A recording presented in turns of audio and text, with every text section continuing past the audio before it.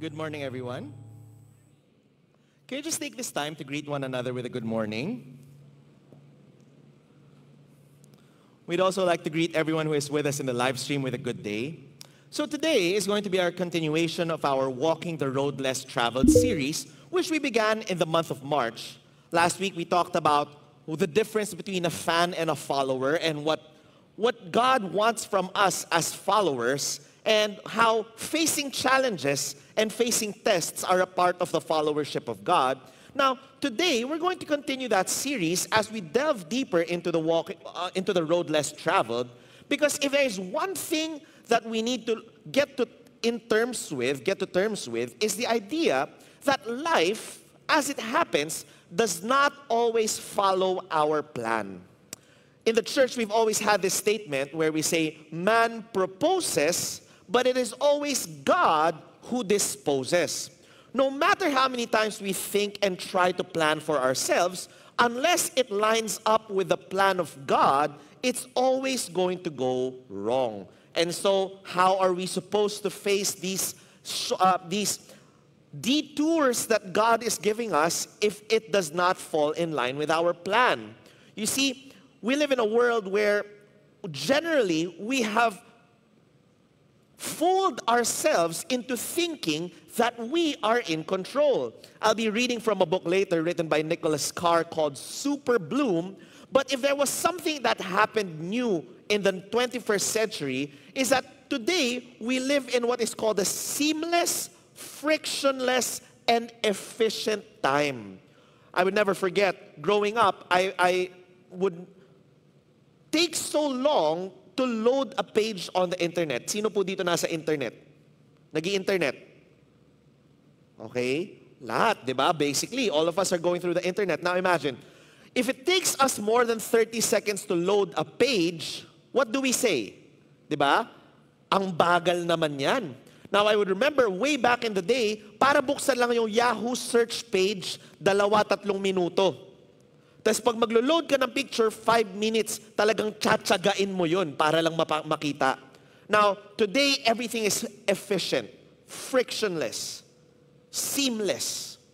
But this speed, this time that we're saving from that is actually telling us something that we're not really, that we really should not be thinking of. In the sense na everything that we're going through is under our control. It's not true. Why? Because life will always have conflict. There will always be a time in life where we're going to go through things that we don't want to, that we're going to be facing challenges we don't want, and that we're going to go through certain situations where we won't come out as the victors or in a good position. So how do we face these things? So if you have your Bibles, please open them with me to Psalm 25. Now, in Psalm 25, generally, about 2/3 of the whole book of Psalms was written by David. But this in particular is strange because, number one, it is what is called an acrostic. So it is a poetic way of writing where in Hebrew, if you read this in Hebrew, every last word of this stanza, of this line, will be the first letter of the next line. So the reason why that is said or that was done is so that people remember, di ba? Parang mga mnemonics. Meron tayong mga inaaral ng mga mnemonic para po hindi madali makalimutan ng mga bagay. So this psalm was made as an acrostic for us to remember. So it begins and says it's a prayer for guidance and for deliverance. Two things, no? Now, anong sabi po dito? To you, O Lord, I lift up my soul. O my God, in you I trust. Do not let me be put to shame, and do not let my enemies exult over me. Do not let those who wait for you be put to shame, and let them be ashamed who are wantonly treacherous. So if we look at verse 1 to 3, agad-agad, nakita natin that David was facing a difficulty. He was facing either enemies, facing either friends or rather compatriots who are not in line with what he wants and what not. Kumbaga, may nahaharap po siyang problema. Now, generally, when we think about something like this, ang mga prayer natin when it comes to matters like this is to wish those who wish us harm even more harm. So I'd like to ask, sino po ba dito may kaaway, kalaban, kinakainisan, or whatnot? Mga sinungaling. Liars go to hell. Sige. May mga kinakainisan, ganyan, ayan, sa taas. Ayan, okay, di ba? Ngayon, generally, no, hindi ko sinasabing tama po to, pero sinasabi kong tao lang. Meron sa atin, di ba po, pag mag-pray, Panginoon, sana yung kalaway ko, yung may atraso sa akin, sana madapa siya. Di ba? Sana, paggising niya sa umaga, papunta sa CR, matapilok siya. Ayoko naman siya mamatay, Lord, pero gusto ko lang may mangyaring masama sa kanya. No? Now, it's so funny because in theology, let's talk about this a bit more, no? There is even a word for it. It's called imprecatory prayer. Now, when you pray for the justice of God to happen on a person or on something. Now, by and large, when we face our conflicts, when we face our problems, we want God to be on our side and for God to dispense justice on others on our behalf. No? Gusto natin talaga ang Diyos kikilos. But what is so strange here in Psalm 25 is when you begin in verse 4, nagbago po yung situation. Sabi po dito, in response to those who were against David. Anong sabi niya? Make me to know your ways, O Lord. Teach me your paths. Lead me in your truth and teach me. For you are the God of my salvation. For you I wait all day long. Be mindful of your mercy, O Lord, and of your steadfast love, for they have been from of old. Do not remember the sins of my youth or my transgressions. According to your steadfast love, remember me, for your goodness' sake, O Lord. So from facing a problem, David changes his tone. And one writer says, throughout the psalm, the writer is asking not for changes in personal circumstances, but here's where it gets interesting, but rather changes in the self. So this prayer from the psalmist to God is to a God who instructs and leads and teaches. It is also to a God who is notably non-aggressive. In this psalm, unlike many other psalms, the writer does not ask his enemies to be injured or done away with, but only that they be ashamed, even those who are wantonly treacherous. This seems very different from the world of an eye for an eye, or from today's world, where some are taught that if a person accidentally bumps into you, the best response is to turn around and knock them over. When we read this psalm, it is a lesson or a guide in how we are supposed to pray when we go through problems. Now, madalas po kasi, ang mga problema na hinaharap po natin, bilang mga tao, we are in a world that is hyper-reactive. Hyper-reactive. Alam niyo ano ibig sabihin po niyan? We live in a time where everyone has an opinion about everything. Now, sino po dito, nasa Facebook po tayo? Facebook, okay? Now, alam niyo po, nakakatawa po because sometimes Facebook becomes such an interesting rabbit hole to go into. And there are certain topics na ako, pag nababasa ko, hindi ko binabasa yung article, ang binabasa ko yung comments. Sino bang ganyan? Katulad ko. Okay. Kasi gusto ko malaman kung worth reading yung article eh. Minsan, ang hirap eh, no? So, nakakatawa kasi may makikita kang article, tapos babasahin mo yung comments. Yung comment na paborito ko palagi ganito. Hindi ko binasa yung article, pero ito yung sa tingin ko. Di ba? Natatawa po ako, favorite ko po yan kasi bakit? Unang-una, sabi ko, at least honest siya. Hindi niya binasa yung article, gusto lang niya mag-react. Now, tignan niyo yung katabi ninyo. Binabasa ka niya, gusto rin lang niya mag-react. Di ba? We love reacting to everything. And the problem of our reactive nature is that if we're reacting, then we're not proacting or being proactive. And more often than not, when we are in a state of reaction, we make mistakes. I will never forget this story of this one woman, no? Sino po dito nakapunta na sa airport? Airport, okay? Di ba? Sa airport, one of the worst things to do in an airport, or rather when we travel, is waiting at an airport. Kasi napakatagal, lalo na kung may delay. Now, yung babae na to, syempre, pinaghandaan niya ma-delay sa eroplano. So, may dala-dala siyang librong babasahin. Now, yung babae po na to, Christian. She follows God, or she claims to. No? Now, to plan for the flight, sabi niya, bago lumipad, habang naghihintay, magbabasa ako ng libro na to at kakain ako ng chichirya. So, she goes to a stall at bumili siya ng fish crackers. Alam niyo yung fish crackers? Di ba? Yung pag tinikman mo, mahirap na tumigil. Yun eh. Yung ayaw mo naman yung lasa niya eh, pero pag natikman mo, hindi ka na makatigil. Now, so inisip niya, punta siya, bili. Now, pag pumunta ka sa airport, konti lang yung mga upuan eh. So, syempre, hanap ka ng maupuan kung saan libre. By and large, magkakaroon ka ng katabi na hindi mo generally kilala. So, upo siya, linagay niya yung gamit niya sa tabi, binuksan niya yung libro at nagsimula magbasa. Now, after some time, dun sa upuan sa tabi pa niya, may tumabi na lalaki. Nung tumabi yung lalaki, upo rin siya. So, syempre, ganun. Sabi, okay, sige, puno naman yung airport. Habang nagbabasa siya, sabi niya, parang nagugutom ako. Kinuha niya yung fish crackers niya sa tabi, binuksan. Tapos linagay niya uli dun sa gitna, sabay kuha at kain. Now, syempre, habang nagbabasa siya, aware rin naman siya sa surroundings niya. Yung tao sa tabi niya, napansin niya, kumuha. Kumain. So siya, kita niya yun. Pero sabi niya, Christian siya. I follow God, I love God. I love God. Diba? Yung mga favorite ng mga tao, I love God. Habang nagbabasa siya, pansin niya, nako, nakikikain yung tao. Sige, hindi ko na lang siya papansinin. So, kumuha uli yung babae habang kumakain. Napansin niya, kada kumukuha siya, yung lalaki sa tabi niya nakikikuha.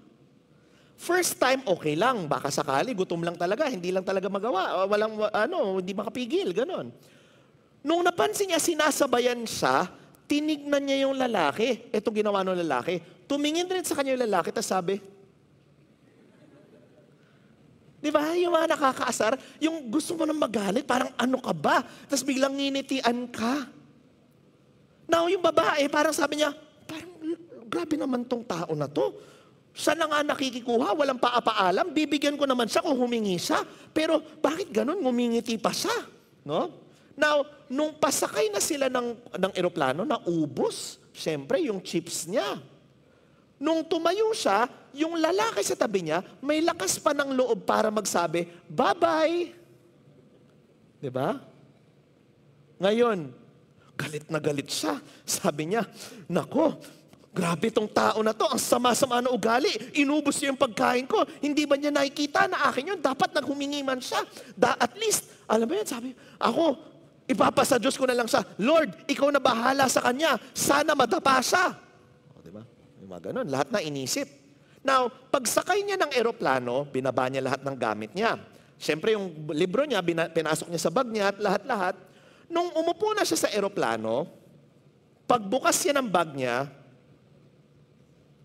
nandun sa loob ng bag niya yung fish crackers niya. Sipin niyo po yun, no? Kanino pala yung kinakain niyang fish crackers? Dun sa lalaki. Siya pa may lakas ng loob magalit. Siya pa nagbukas. Pinagdasal pa niya sa Diyos na madapa yung taong inagawan niya ng pagkain. Now, you notice, if a person is reactive, hindi na gumagana yung utak eh. Hindi na gumagana yung sensing. Kasi wala ka nang gustong gawin kung hindi mag-react sa nangyayari. And that's why when you look at the story of the Psalms, there's something that's being taught here. Dapat ba tayo maging reactive sa circumstances sa ating paligid? Or dapat we look inside, reflexive, and try to ask, God, what are you trying to teach me at a moment such as this? Yun eh. And so, sabi po nung manunulat, the writer of the psalm is asking to be taught. Taught the ways of the Lord, taught the path of God, taught God's truth, God's mercy, and God's steadfast love. The writer in this situation is asking to be made new. In every situation, when we face difficulty, when we face conflict, when things don't go our way, our temptation is to ask for God to change our circumstances when our prayer should be for God to change us. And so, as we discuss today, as we go through the Psalms, or rather Psalm 25, we're going to talk about two things. Number one, we're going to talk about choosing God over our own feelings. What's something that's important for us to understand? Choosing God over our own feelings. Now, interestingly, by and large, para sa maraming tao, the desire to seek God's ways come not in a moment of comfort, but in the midst of difficulties. Ang tao, hindi naman humihingi ng tulong pag maayos ang pinagdadaanan niya. Generally, humihingi po tayo ng tulong pag may malala tayong pinagdadaanan. And so, we generally ask of God when we're going through troubles, but if we look at verses 4 to 5 in Psalm 25, it seems to say that we need to learn how to choose God's way despite many other easier paths available. As Frederick Buechner writes, if you want to know who you are, watch your feet. Because where your feet take you, that is who you are. Ang isang magandang tingnan daw, pag may nangyayari sa atin, ano ang common reaction natin? Ano bang ginagawa natin? Because we will always be able to tell what we are, who we are, with how we react in life. So sabi po niya, our identity will not be defined by what we claim to believe, but rather by the road that we choose to take. And so, in moments of conflict, in moments where we face things that we don't want to face, we end up clashing with people, and we start to think, Lord, sana ayusin mo siya. What should we end up trying to do? Lord, imbis na ayusin mo siya, ayusin mo ko. Because by and large, ang nagiging problema bago ibang tao ay ako, tayo. Now, here's something interesting, no? When we look at the book written by James Danier called Contemplative Prayer, he talks about the language God takes when He talks to us. Now, we know, sabi ng Bible, God is love. Diba? But when we talk about love, and love being the language of God, ang hirap minsan maintindihan why God chooses to talk to us through love. Bakit po? Pag-isipan natin na mabuti, no? Sino po dito nagmahal na? Kawawa naman mga tao dito. Sige, nagmahal. Nagmahal pero nabigo. Ayan. Now, di ba, by and large, kahit na hindi po tayo nabigo, meron tayong minamahal sa buhay. Di po ba, it's something very strange. We generally tend to hurt the ones we love. It's very strange. O kaya, hindi ko to linalahat. But for a lot of people, yung mga maaayos. Now, tingnan nyo yung katabi nyo, check nyo na lang kung maayos siya o hindi, no? Pag nakakasakit tayo ng tao, hindi naman natin sinasadya, di ba? Di ba? Di ba? Natatakot ako sa mga tao dito, parang ayaw sumang-ayon, Parang yung mga tao dito gusto manakit ng totoo, No? By and large, ayaw naman natin saktan, but because of our limited capacity, nasasaktan yung mga tao minamahal natin. So can you imagine, if this is the language that God chooses to speak to us through, di palagi na tayo nagkakamali? Palagi tayo nagkakaproblema? Tama po ba? Now, there is a reason behind this. Sabi po ni James Danier, certainly, God could have made us attentive creatures with a greater capacity for love and less proclivity for distraction.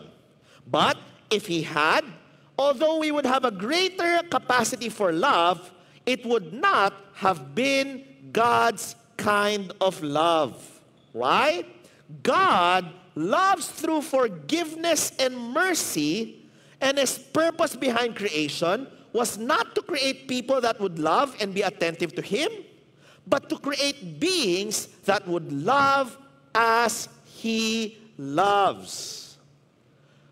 In order to make us into being after His likeness, capable of loving as He loves, God created a people with a limited capacity for love, but a great capacity for receiving forgiveness, so that by receiving much forgiveness, we would eventually become forgiving creatures ourselves. Sabi ko, ang tindi, no?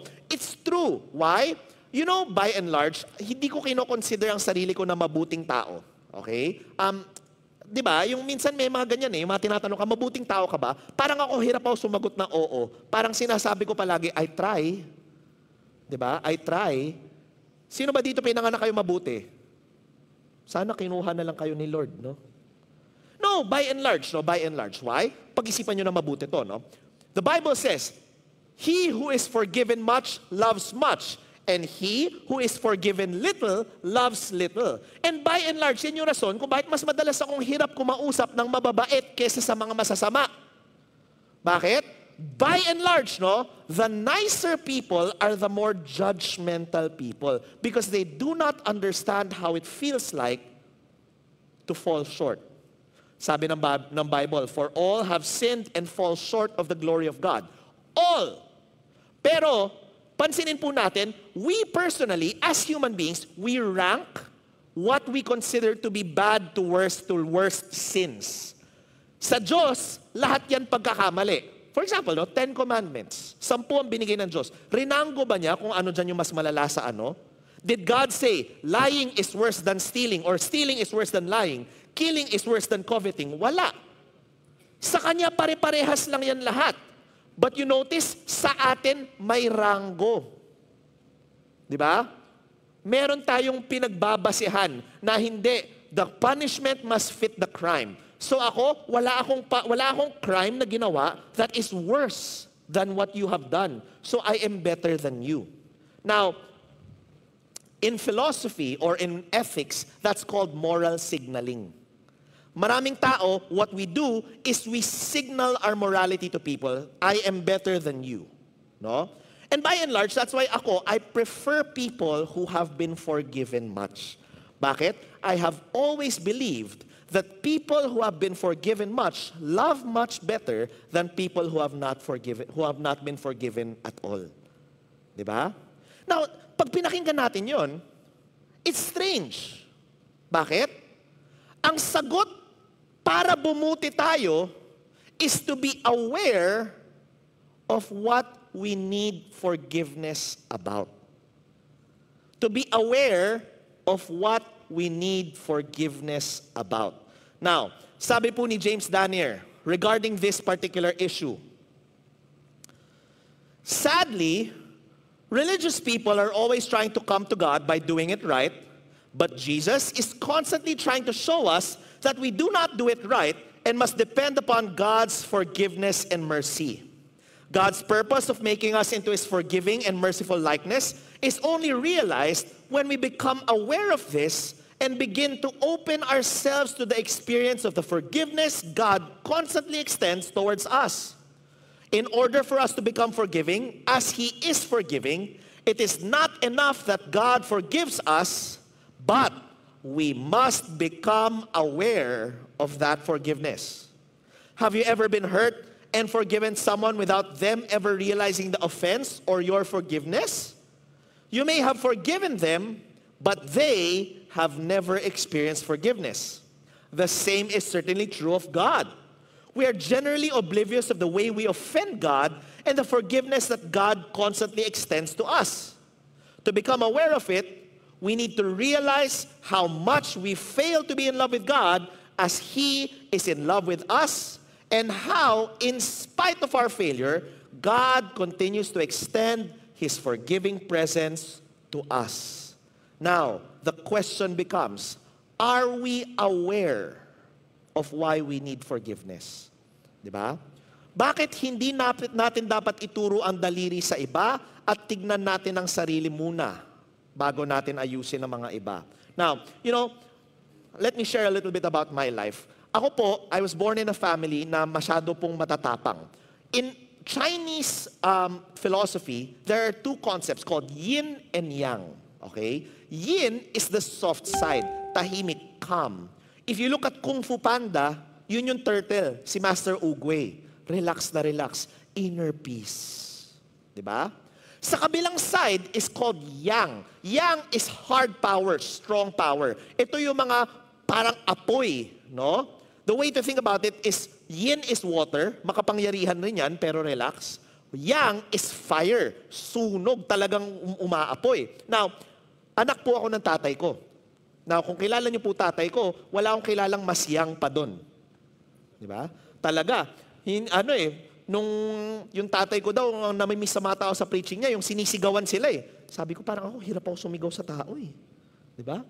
So siya, naninigaw, ganon. Now imagine growing up in that situation. 7 po kami magkakapatid. Now, we learned in that situation na the way for you to be heard is to raise your voice. Diba? Maingay kayo lahat eh. Paano ka papakinggan? Ikaw yung pinakamaingay dapat. Ikaw yung pinakamalakas boses. Dapat malakas ka. Now, imagine po, I'm not saying this is right. I'm saying this was how we were raised. When I got married, alam niyo po, things have to adjust. Of course. Tama po ba? Parang ayaw niyo mag-adjust. Diba? Sa mga mag-asawa, kailangan mag-adjust. Now, I will never forget because one time, nag-away po kami ng asawa ko. By the way, hindi po porket nag-aaway, ibig sabihin po may problema. Why? Many times we think that a marriage or a relationship that does not have conflict is the best kind. No, it's not. Why? Because you must care enough of a person to confront them. Pag wala kang pakialam, bahala ka sa buhay mo. Pag may pakialam ka, siyempre tatanungin mo siya, haharapin mo, bakit nagkakaganito? No? Kaya usually, kung walang away, yan yung mga mamaya nagugulat ka na lang, hindi ko nga alam eh, naghiwalay na lang kami. Hindi, madali lang sabihin yan because you don't care enough to confront. Now, in one of those moments, nag-away po kami ng asawa ko. 3 oras po kami nag-away. Now, hindi ko po binilangan, pero nagutom ako eh. Alam niyo po yun, yung alam mong matagal ng panahon lumipas kasi nagutom ka na eh. Yung nagsimula ka, hindi mo maramdaman yung gutom mamaya, nararamdaman mo, tapusin na nga natin tong away na to, gutom na ako eh. No? Now, ito yun. As I said, I'm very confrontational. I'm very young. My wife is the opposite. Yung asawa ko, pag nag-aaway, ang style niya silent treatment. Diba? Yung nananahimik, hindi talaga may pag-usap. Now, marami akong nakikitang natatawa. Duda ko, ganun rin kayo eh. No? Ganon yung maawa, yung isa nakikipag-awa, yung isa nananahimik, di ba? Now, alam niyo po, 3 oras na lumipas, lumamig na at lahat, etc., nagkaayusan na. We dealt with the topic at hand. Now, during our moment na nag-relax na po kami, yung hindi na umiinit yung ulo, pwede na mag-usap ng relax. Sabi niya sa akin, pwede bang wag mo kong taasan ng boses? Sabi ko, bakit? Kasi, kahit na ayoko makipag-away, napapaaway ako dahil mataas yung boses mo eh. Now, nung narinig ko yun, paisip ako. Unang reaction ko, bakit ako mag-a-adjust? O, diba? Siyempre, yung utak mo eh, no? Siyempre, palaban tayo, hindi tayo nagpapatalo. Pero, kinain ko yun, linunok ko. Parang, alam mo yun, kagatin mo labi mo para hindi bumukas. No? Sa isip ko, o nga no, paisip ako. Minsan hindi ko alam, ito yung reaction ko lang, natural kong way to talk. Kasi yung tatay ko, pag concerned siya, galit. Di ba? Concerned lang ako, hindi naman ako galit. Pero ganun yung lumalabas. Now, napaisip ko na malalim doon. Sabi ko, ano ba yung purpose kung ba't ko siya kinonfront? Gusto ko ba siya pagalitan o gusto ko ayusin yung sitwasyon? Now, by and large, di ba, alam natin to. Ito, konting tip lang mga kalalakihan. Kung pakiramdam natin, tayo yung tamang tao para ayusin yung asawa natin, tawag po doon impyerno. Bakit? Hindi natin kaya turuan yung asawa natin. That's why it's called a peer-to-peer relationship. This is not a master-subordinate relationship. It is a peer-to-peer relationship.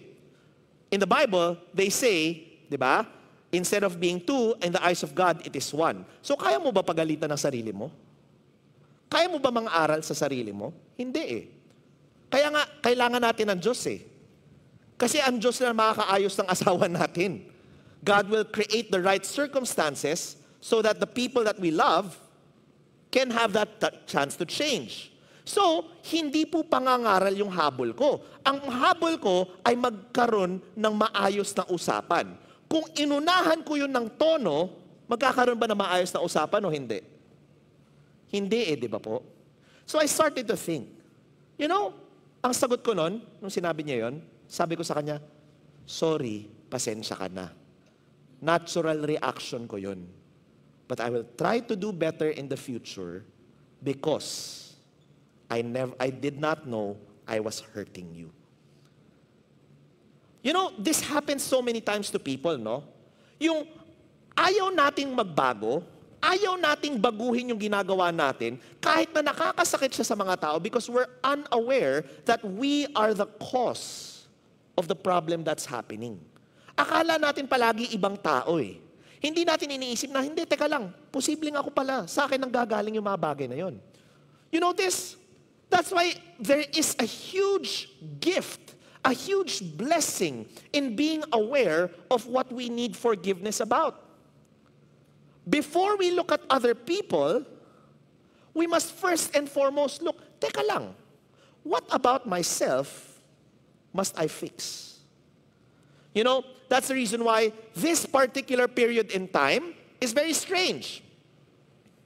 Ito po ay panahon po na tinatawag ngayon na Lent. No? Anyone familiar with the word Lent? Lent. Ayan.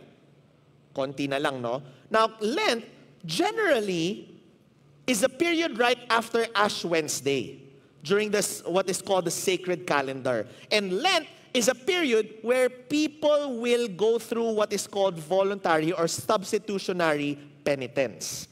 Dadaanan nila yung pinagdaanan ni Jesus as he goes into Golgotha. Now, may kita natin yan. Sa ibang taong ginagawa nila, sasabihin nila, sa panahon ng Lent, hindi ako kakain ng karne. Diba? Nakikita natin yan. Tingnan niyo yung katabi ninyo, mamamatay yan pag walang karne. Matakaw. No? Yung iba sasabihin nila, sa panahon na to, hindi ako magmumura. Okay. Pero, nakita ng ipis, mamaya, napamura. No, diba? Mga ganon.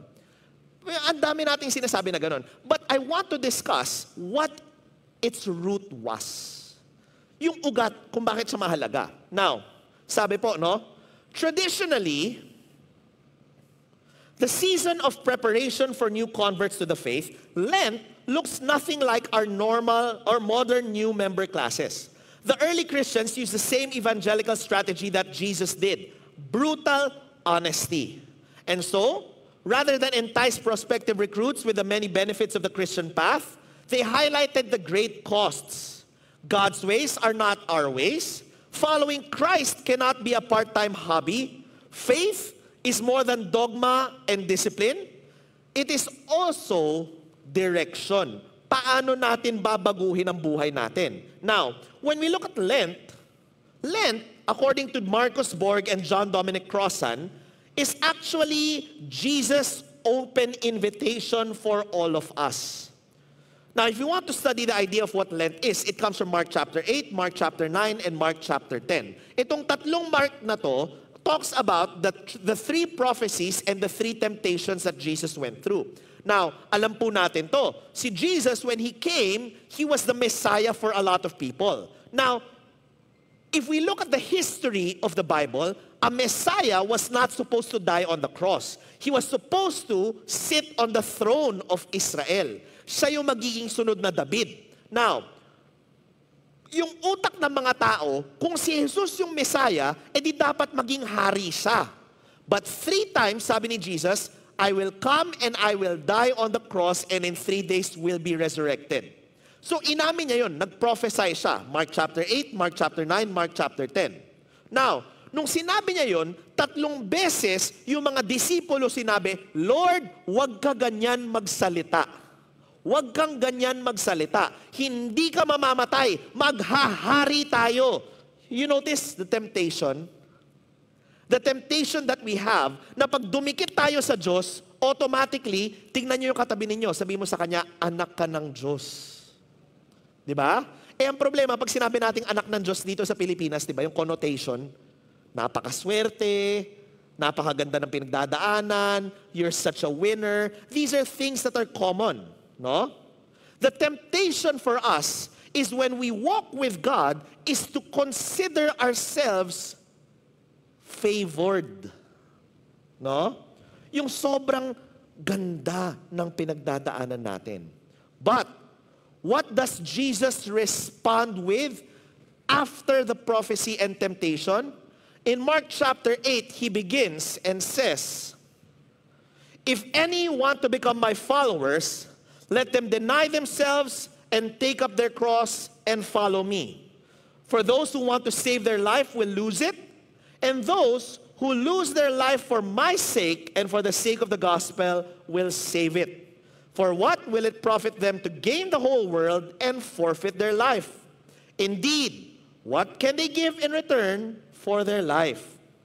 You see, for Mark, it is about participation with Jesus, and every year, Lent asks us to repent, change, and participate in that transition with Jesus. So sabi niya, ang response pa ulit-ulit ni Jesus is a participatory response.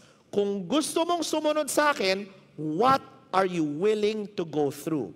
Now, along with this, syempre, dyan rin, sa Mark chapter 10, yung James and John, sabi, Panginoon, ilagay mo kami sa kanan at kaliwa mo. Ang sagot ng Diyos, hindi nasa akin yung ability para ibigay yun sa'yo. But, whoever wants to be first shall be last. Whoever wants to be master of all must be slave of all. Kinonekta niya. When we look at that, the journey of faith asks us to look at ourselves and ask, Lord, ano bang kinakailangan ko baguhin sa sarili ko? Hindi ko kinakailangan baguhin ng ibang tao. Kasi ang temptation natin palagi, baguhin ibang tao. Temptation natin palagi is to look at other people as a problem and say, Lord, fix them. Fix my circumstance. But the most important thing to think about is how are we supposed to change?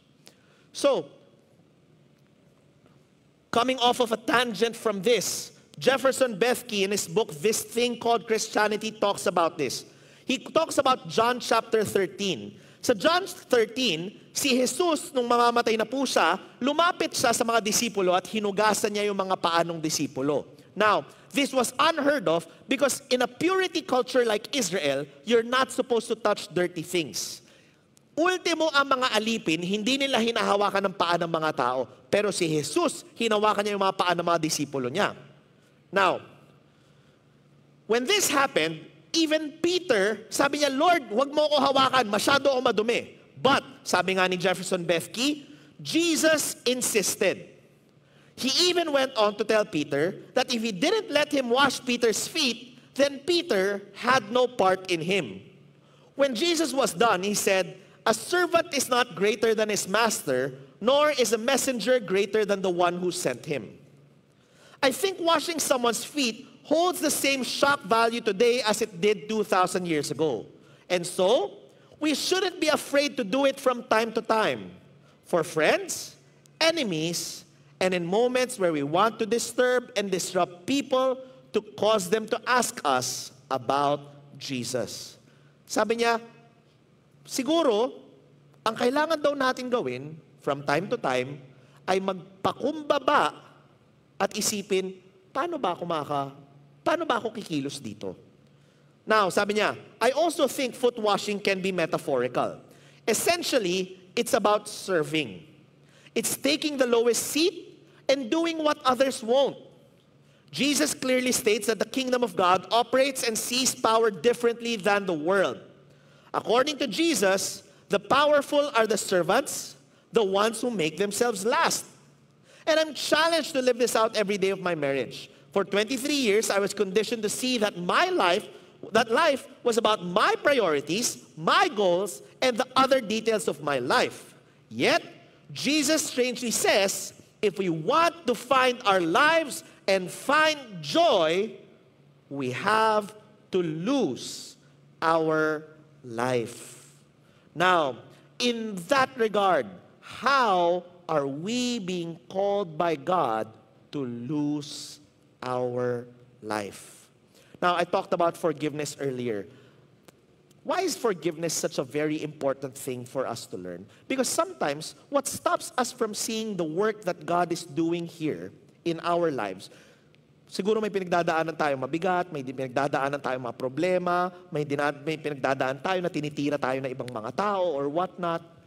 Hindi natin makita yung kamay ng Diyos sa mga pangyayari na yon dahil may mga balakid na nasa harapan natin. No? And by and large, what are these obstacles that keep us from seeing what God is doing? By and large, it is our sin and our fault. In the sense of this, no? Maybe there are people here na ang pinakakailangan natin gawin ay matutunan paano patawarin ang sarili. Minsan yun yung nagiging problema po natin eh. Hindi natin nakikita na tayo mismo, hindi natin binubukas ang sarili natin sa Diyos because we do not feel we are worthy or even deserve God's love and forgiveness. Maybe we have done so many things wrong. Maybe we have hurt so many people. Maybe things are going so wrong in our lives that we feel we're just a mess up. Kumbaga, tagagulo lang tayo ng buhay. But you know, if there was something that was so beautiful, sabi nga ng Bible there is neither height nor depth that can separate us from God's love.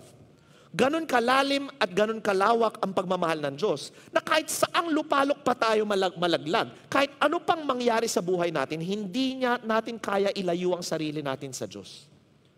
So maybe for some of us, what we need to learn is how to forgive ourselves. But maybe for some of us, there is that person, that group, that time that we need to forget and forgive. Kasi yung nagiging balakid para makita ang ginagawa ng Diyos is because we hold on to our anger and hurt too deeply. Baka may mga tao dito ang kailangan natin patawarin, mga magulang natin. Ang mga kailangan natin patawarin, mga kapatid natin. Mga kailangan natin patawarin, yung mga taong nakasakit sa atin. Yung mga taong tumira sa atin. Baka ang kinakailangan natin gawin is to learn how to let go of these things and to let God. You see, ang pumipigil po sa atin yung galit po natin eh. Yung pumipigil sa atin yung pain po natin. And so this season, wag natin i-give up yung karne. I-give up nyo yung galit. I-give up nyo yung hinanakit. I-give up nyo yung mga bagay-bagay na nagpipigil sa atin para makita at maranasan ang presensya ng Diyos. Because you see, it takes us willingly asking of God to change us and teach us. Without the awareness of forgiveness, there can be no forgiveness. Alam ba natin kung anong hinihiling natin sa Diyos? Hindi kikilos ang Diyos kung hindi natin hingin. So ito yung panahon natin nun. Ano bang kailangan natin patawarin? Anong kinakailangan natin hingan ng dispensa? Sarili natin o ibang tao? Ano po yun? This is a reminder for us that God is a God of love, grace, and mercy. And so, the next thing we have to think about when we choose God every day over our feelings is that choosing God is also a lesson in trust. And so, when we trust, we must learn how to wait patiently in trust. In the book that I was quoting earlier, called Super Bloom, written by Nicholas Carr, ito po ang libro, How Technologies of Connection Tear Us Apart. he talks about the 19th and 20th century and the giant leap in technological communication. So, he calls this the super bloom. Because during the 19th century and 20th century, na-perfect po ang communication. From the birth of the telegraph, the telephone, to the birth of internet, and currently to its form, which is now 5G. So lahat po to nag-cause ng tinatawag na super bloom. Biglang yung communication sobrang dali. Now, sino po dito nakapagpadala na po ng liham? Letter. Okay? Sa taas. Ako po kasi never pa eh, no? So, wala po akong, ano tawag doon? Pen pal. Pen pal, naalala nyo yun? Yung panahon na may mga pen pal? May pen pal pa ba ngayon? Wala na? Wala nang... Kasi yung dumarating na lang sa, ano no, sa mailbox natin, bill. Di ba? Now, ito yun, no? Imagine, how long does it take for a letter to arrive? Anong pinakamabilis? 3 araw? 3 araw, no? Minsan, yung 1 buwan, depende sa layo. Now, imagine nyo kung walang internet, walang telepono, walang kahit ano, wala kang way to communicate. Minsan, magme-message ka. Sasabihin mo, honey, umuwi ka na, nasusunog yung bahay. Pag send mo, 1 buwan bago dumating, pagkuha mo, sunog na yung bahay. Wala ka na magagawa. Di ba? Minsan ganun eh, ang hirap. Now, we notice with telegraph, telephone, email, text messaging, all of this, nawala yung problema na yon. It was a technological progress. But, with every progress, there is also a regress. So when we gain this, what did we lose? So, sabi po, as the telegraph network expanded in the middle years of the 19th century, a utopia of universal understanding appeared within reach. A new channel of blessing has been opened for the world, the prominent Boston minister Ezra Gannett told his congregation in an 1858 sermon on telegraphy. It is an institution for the people. Its office is to diffuse intelligence, its effect to allay differences. Sabi, ang ginagawa, nagsishare ng information. Ang nagagawa, nawawalan ng mga diferensya. Men who talk together daily cannot hate or disown one another. The system's most remarkable consequence, he went on, will be the approach to a practical unity of the human race, of which we have never yet had the foreshadowing except in the gospel of Christ. Telegraphy, he explains, binds together by a vital cord all the nations of the earth. Sabi niya, sa pagbigay ng telegram at sa pagbigay ng mga information at communication channels, mawawalan daw po ng problema yung mundo. Kasi united na tayo lahat. Now, 100 years later, ang tanong, may gera pa rin ba? Meron, di ba? Ang tanong, possible pa rin ba magkaroon ng miscommunication? Pwedeng-pwede, di ba? So, sabi nga, let's test this theory. Such a cheery prediction was put to an early test in the summer of 1914. In the immediate aftermath of the June 28 assassination of Archduke Franz Ferdinand of Austria by a Serbian nationalist in Sarajevo, hundreds of urgent diplomatic messages raced between European capitals through recently strung telegraph and telephone wires. As the historian Stephen Kern has described, the rapid-fire dispatches quickly devolved into ultimatums and threats. Rather than calming the crisis, they inflamed it. Ang nag-cause daw ng World War I, telegramo, telepono.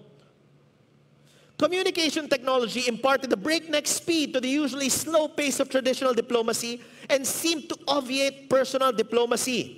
Diplomats could not cope with the volume and speed of electronic communication. Diplomacy, a communicative art, had been overwhelmed by communication. Even as they impeded negotiations, the new telecommunication systems enabled armies and navies to mobilize much faster than had been possible when military orders traveled by courier. And by August, the First World War was underway.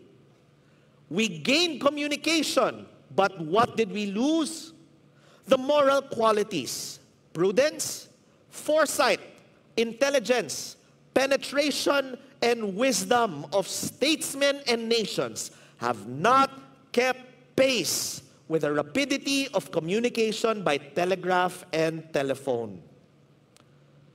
These latter leave no time for reflection or consultation and demand an immediate and often hasty decision on matters of vital importance.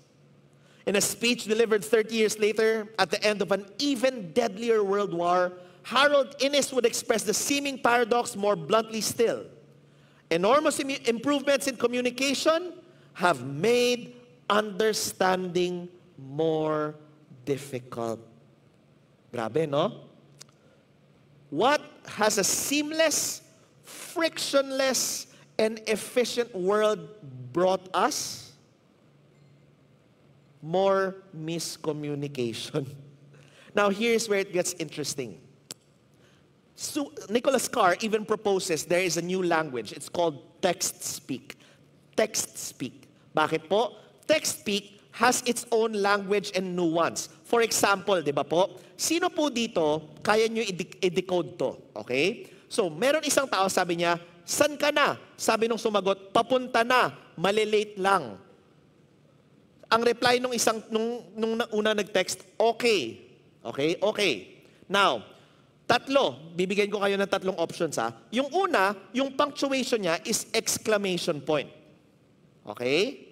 Yung pangalawa, yung punctuation niya ay ... Okay? Yung pangatlo, yung punctuation niya ay period. With a T. De joke lang.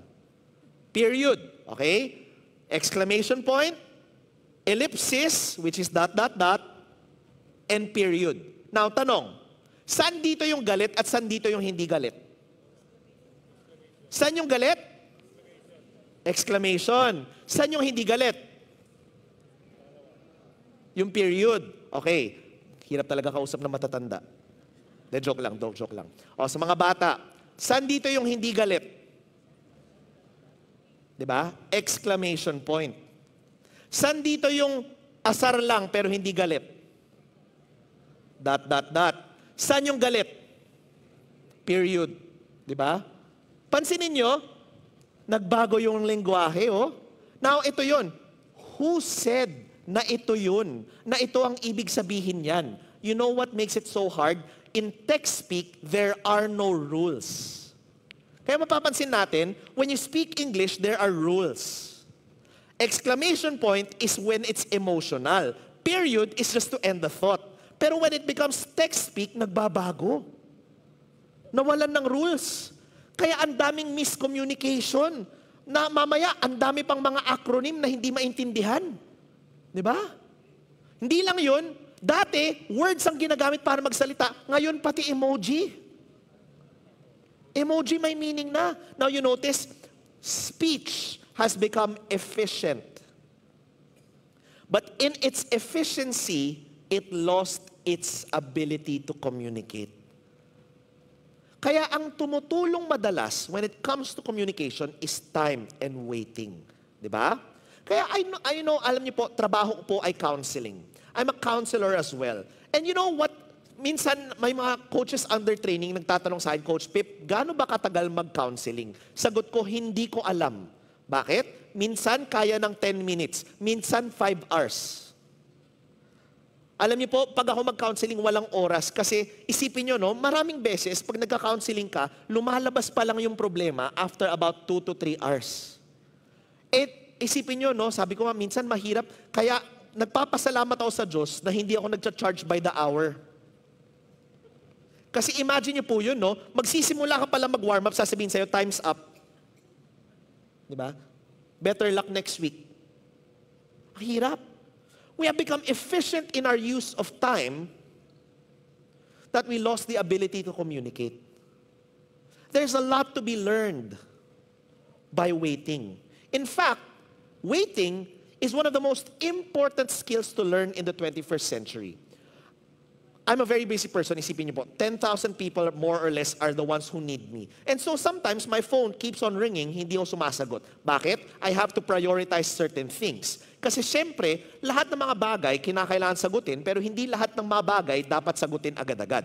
Di ba po? Now, how do you distinguish? I learned a very important lesson from Napoleon. Napoleon Bonaparte. Kabarkada ko kasi. No? So si Napoleon makes a distinction between two things. There are things that are important and there are things that are urgent. Okay? Things that are important and things that are urgent. Now, ano ang mas mahalaga sa dalawa? Important or urgent? 'Di ba? Ang hirap. By definition, yung mas mahalaga, the more important is the important. Diba? Because important, kinakailangan bigyan ng pansin. Urgent, hindi kinakailangan bigyan ng pansin. Now, there are certain situations that are both important and urgent. Yun, priority yun.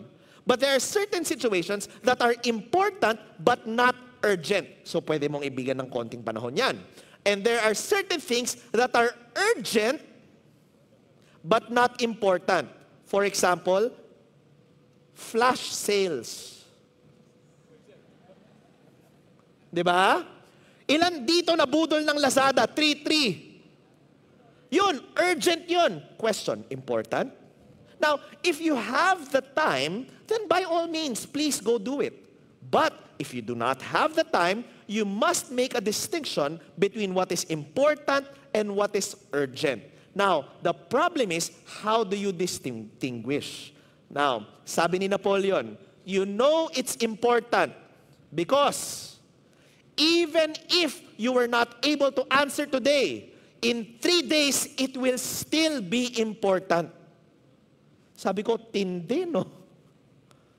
Oo nga naman, no? Pag gutom ka, important yun o hindi?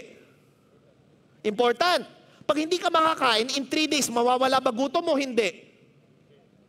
Hindi, di ba? Mas lalo kang gutom. Important nga talaga yun.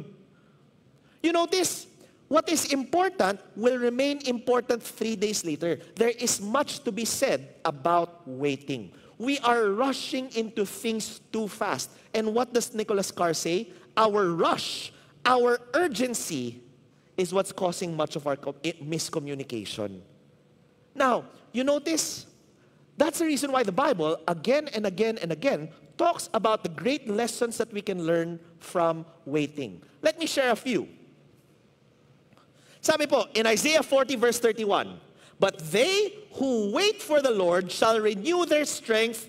They shall mount up with wings like eagles. They shall run and not be weary. They shall walk and not faint. Sabi ko, oo nga, no? If we know how to wait for God, this is what I was explaining a few weeks ago called the easy yoke of God. When God, we are walking hand in hand with God, there is that feeling na hindi mo kinakailangan mag-effort ng sobra-sobra. Now, in Romans chapter 5, verse 3-4, it says, not only that, but we rejoice in our sufferings, knowing that suffering produces endurance, and endurance produces character, and character produces hope. A lot of the times, waiting feels like suffering. But what we don't realize is that waiting creates character, and character creates hope. In a book written by Gad Saad, he talks about this very idea. Sabi niya, most worthy endeavors in life, be it completing medical school, running a marathon, or starting a new business, require persistence and focus. Lahat daw, halos lahat ng importante sa buhay, kinakailangan tuloy-tuloy ka at kinakailangan nakafocus ka. So hindi siya agad-agad. The late basketball great Kobe Bryant coined the term Mamba mentality, which he explained as follows. Hard work outweighs talent every time. Mamba mentality is about 4 a.m. workouts, doing more than the next guy, and then trusting in the work you put in when it's time to perform. Without studying, preparation, and practice, you're leaving the outcome to fate, and I don't do fate. Psychologist Angela Lee Duckworth has pioneered the study of the grit trait, which captures this form of stick-to-itiveness. While grit is correlated with various achievement outcomes, it has a more general positive effect on happiness and well-being. And this holds true across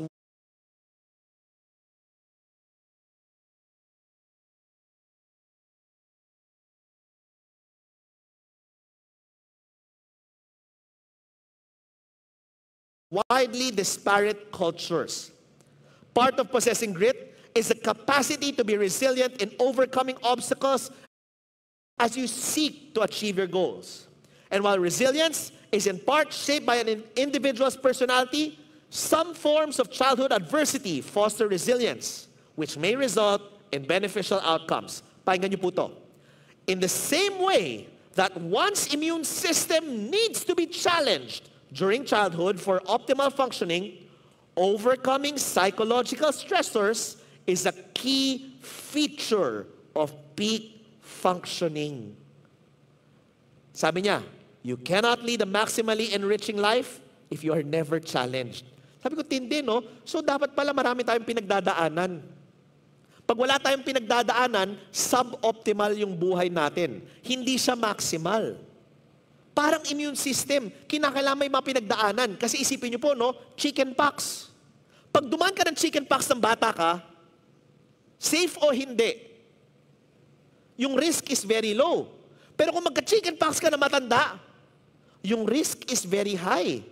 Can you imagine? To have a robust immune system, dapat maraming pinagdaanan yung immune system. So to have a robust life, dapat marami ka rin pinagdadaanan. Developing a proper response to life stressors is a central feature of resilience. I have experienced some of the worst imaginable childhood adversity growing up during the Lebanese Civil War, but those negative experiences have allowed me to develop great resilience in tackling the more mundane challenges of my life in Canada and the United States. Suffering produces endurance, endurance produces character, and character produces hope. Now, the last verse I'm going to share comes from Proverbs chapter 3, verse 5 to 6. Trust in the Lord with all your heart, and do not lean on your own understanding. In all your ways acknowledge Him, and He will make straight your paths. Trusting in the Lord with all our heart, and do not lean on our own understanding. Waiting sometimes feels like walang nangyayari sa buhay. But in the end, we will always see what it feels like to trust in God. There was this video that I saw that I want to show you because it talks about the long game. Minsan yun yung problema natin eh. Short term tayo mag-isip, hindi long term. So ito, meron pong dalawang bata na ang trabaho nila ay kolektahin lahat ng mga cup na nakapila. So ito lang yung requirement. Yung tao sa kaliwa, kukuha siya galing sa simula hanggang maubos siya sa dulo. Yung taong nasa kanan, kukuha siya galing sa dulo, papunta sa simula. So, pag pinanood natin, yung taong galing sa simula kumukuha, ang bilis, parang siguradong panalo. Pero yung taong nasa huli ng gagaling, parang feel niya walang nangyayari. Nakaisa pa lang siya, nakalima na yung kalaban niya. But watch what happens if you play the long game. Can you please have this video?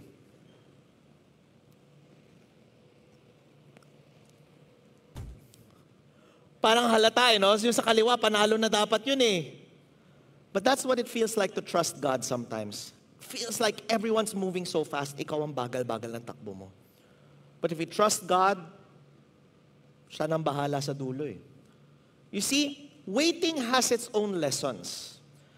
The only thing that we have to think about is, are we confident enough in our trust in God that we will trust no matter how long it takes, hindi tayo ibibigo ng Diyos. You see, that's what keeps us from falling. Our trust, our faith in God. So when we choose God every single day over our feelings, we must learn how to trust in our waiting in Him. And in that trust, we will see that God is faithful. God does not forget us. Psalm 25 continues and says, "For you are filled with steadfast love and mercy. For your steadfast love is great. Paulit-ulit. You see, our trust is not because of us, it's because of Him. Our trust is not because magaling tayo, it's because He is worthy of our trust. And so when we go through our problems, when we go through our conflict, when we feel that things aren't going our way, don't give up. Huwag tayong sumuko, huwag tayong magpakain sa mundo, huwag natin baguhin yung kilos natin at maging, alam mo yun, isipin natin, okay lang maging salbahe, yung mga salbahe na nanalo rin naman. Huwag natin baguhin yun. Choose God and wait patiently in trust. Bago tayo manalangin, allow me to show you a video. Because this video is based on a real life story. This person was a failure for his whole life. Kumbaga, kung meron mga taong hari na sablay itong tao na to. Isipin niyo po, no? From the age of 6, patay na magulang niya, kinailangan niya buhayin ang sarili niya. Every single step of the way, lahat ng ginagawa niya leads to something bad. Until he reaches the age of 60. Pagpatak niya ng 60, around 60, 65, he stumbled upon a particular model of business that made him unforgettable. Because he figured out, ang isa sa mga skill niya, meron po siyang isang nanay na may special recipe. Ginawa niya, yung recipe ng nanay niya, linuto niya. Nung pinakain niya sa mga tao, nasarapan ng mga tao. Ang problema, isa lang siya. Inisip niya, paano ko ba gagawin to para magkaroon ako ng kayamanan? So ang ginawa niya, nag-approach siya ng iba't ibang tao. Sabi niya, gusto niyo bilhin yung recipe ko? Gusto niyo bilhin yung recipe ko? Ang kinakailangan niyo lang ibayad sa akin, kada mabenta ninyo is 4 cents. Now, isipin niyo po, no? 1,009 times niyang sinubukang ibenta yung recipe niya. Sabi ko, unang-una, grabe yung tiwala niya, no? Siguro ako mga 10 times pa lang ako hinihindihan, sumuko na ako. Sa 1,009 times. But on the 1,010th time, someone said yes. And the rest became history. Ang pinag-uusapan ko is a man named Harland Sanders, otherwise known as Colonel Sanders of KFC. Isipin niyo po, no? Sobrang failure ng buhay niya. Pero today, ni isa sa atin walang may hindi kilala kay KFC kasi kada bumibili tayo ng bucket na manok, nandun yung pagmumukha niya. Watch the story of Colonel Sanders. Can you please have this video? Minsan panahon lang talaga ang magsasabi. When we trust in God, we must trust that He will never take us up. He will never let us down. So, tayo po lahat ay tumayo sa ating pagtatapos. In our own journey, let's remember to ask, what is God asking of us in this moment? Kapatawaran ba para sa sarili natin? Humingi ng tawad sa Kanya? Bigyan ng kapatawaran ang mga taong kinakagalitan natin? Ayusin ang ating lakbayin? And finally, in the end, to trust. Hindi, tapat ang Diyos, hindi tayo kakalimutan. Kaya kung ano man ang gawin natin, alam natin, hindi niya tayo bibitawan. Tayo po lahat ay dumulog sa panalangin. Panginoon aming Ama, nagpapasalamat po kami sa inyo sa umagang ito. Salamat po Panginoon sa inyong katapatan po sa amin. Salamat po Panginoon na binibigyan niyo po kami ng pagkakataon sa araw na ito upang paghandaan ang bagong linggo na binigay niyo po sa amin. Samahan niyo lang po ang bawat isa Panginoon sa aming paglakbay. Nawa ho Panginoon, kahit anuman ang harapin namin, kahit anong problema, kahit anong kaaway, kahit anong kalaban, kahit anong balakid, Panginoon, tulungan niyo po kami na piliin ka araw-araw. Panginoon, tulungan niyo po kami na huwag pakinggan ang katakutan na nararamdaman namin, huwag pakinggan yung iba't ibang boses na nanggagaling sa mundo, kung hindi ihanda po namin ang aming mga puso para marinig lamang ang inyong tinig. Samahan niyo lang po ang bawat isa na Panginoon, turuan niyo po kami na tignan po namin ang sarili namin. Bago namin ituro ang daliri sa iba, tanungin po namin kung ano ba ang mga gusto niyo mong ayusin sa aming mga buhay. Turuan niyo lang po kami at alagaan niyo lang po kami. Dahil kailangan po namin ang inyong pag-aalaga. Madalas po, nakakalimutan namin ang mga bagay ng inyong kaharian. Pero Panginoon, ganun pa man din ang inyong pagmamahal. Na kahit ilang beses po namin kayo nakakalimutan, hindi niyo po kami kinakalimutan. Kaya samahan niyo lang po ang bawat isa. Sa aming paglakbay kasama po ninyo, nawa ho, Panginoon, matuto po kami maghintay. Dahil alam po namin ang paghihintay ay hindi lamang po paghihintay na walang ginagawa, pero paghihintay, Panginoon, na may tiwala sa inyo at nagpapatuloy sa landas na binigay po ninyo. Hindi po sumusuko, hindi po bitaw. Alam po namin, Panginoon, kailangan po namin ang inyong gabay. Dahil Panginoon, may mga panahon na nanghihina po kami. May mga panahon, Panginoon, na ginajablo po kami. Kaya ang iyong grasya at ang iyong kalakasan lang ang tumutulong po sa amin. Samahan niyo lang po ang bawat isa. Sa aming paghiwa-hiwalay, punuin niyo po ng inyong grasya at pagsinta ang bawat isa. Sa aming pagbalik sa bawat trabaho, eskwelahan, negosyo, at bawat na ginagawa, Panginoon, gamitin niyo lang po ang aming talento, ang aming lakas, ang aming panahon para sa inyong kaharian. At sa aming pagbigay ng mga ikapo at handog ng pag-ibig, nagpapasalamat po kami, Panginoon, sa pagkakataon na makiisa sa inyong gawain. Salamat po. Sa lahat na ito, gusto lamang po namin ibalik lahat ng papurit pagsamba sa inyo.